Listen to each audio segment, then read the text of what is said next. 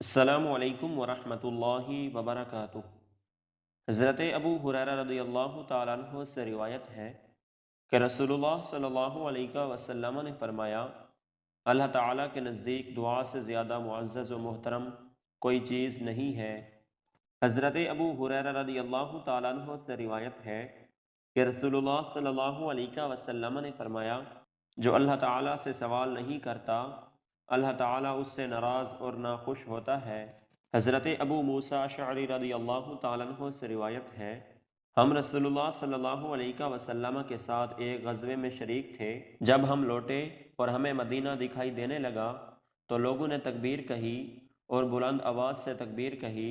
رسول اللہ صلی اللہ علیہ وسلم نے فرمایا، تمہارا رب بہرا نہیں ہے اور نہ ہی وہ غائب و غیر حاضر ہے، وہ تمہارے درمیان موجود ہے، وہ تمہارے کجاموں اور سواریوں کے درمیان یعنی بہت قریب ہے۔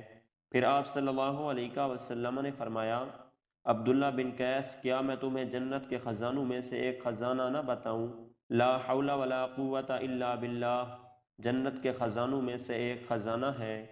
ایک آدمی نے کہا، اللہ کے رسول، اسلام کے احکام و قوانین تو میرے لیے بہت ہیں، کچھ تھوڑی سی چیزیں مجھے بتا دیجئے جن پر میں مضبوطی سے جمع رہوں۔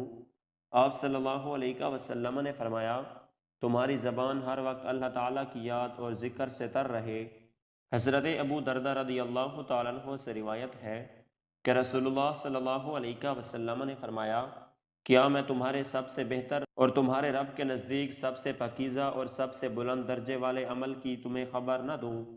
وہ عمل تمہارے لیے سونا چاندی خرچ کرنے سے بہتر ہے، وہ عمل تمہارے لیے اس سے بھی بہتر ہے کہ تم میدان جنگ میں اپنے دشمن سے ٹکراؤ، وہ تمہاری گردنیں کاٹے اور تم ان کی یعنی تمہارے جہاد کرنے سے بھی افضل۔ لوگوں نے کہا، جی ہاں ضرور بتائیے۔ تو آپ صلی اللہ علیہ وسلم نے فرمایا، وہ اللہ تعالیٰ کا ذکر ہے۔ معاذ بن جبل رضی اللہ تعالیٰ عنہ کہتے ہیں، اللہ تعالیٰ کے ذکر سے بڑھ کر اللہ کے عذاب سے بچانے والی کوئی اور چیز نہیں ہے۔